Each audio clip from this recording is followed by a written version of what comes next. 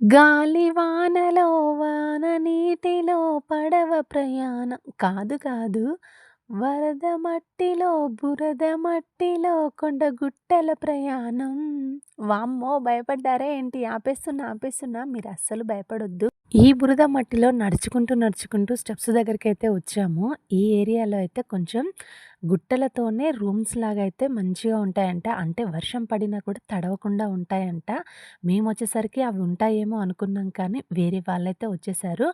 శ్రావణ మాసంలో ఇది లాస్ట్ సోమవారం అనమాట. అంటే సోమవారం, శనివారం మాత్రమే ఇక్కడికొస్తారంట.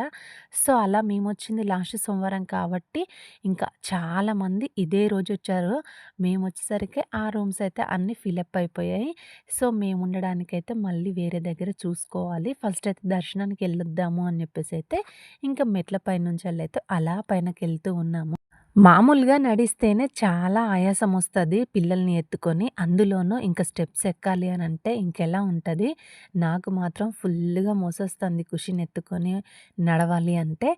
ఇంక ఖుషి ఏమో ఎవ్వరి దగ్గరికి ఎళ్ళట్లేదు. అయినా కాసేపు మా మరిది, కాసేపు నేను అలా ఖుషిని ఎత్తుకొని పైనకైతే వెళ్తూ ఉన్నాము. వీడియో నచ్చితే లైక్ ఇవ్వండి. Thank you.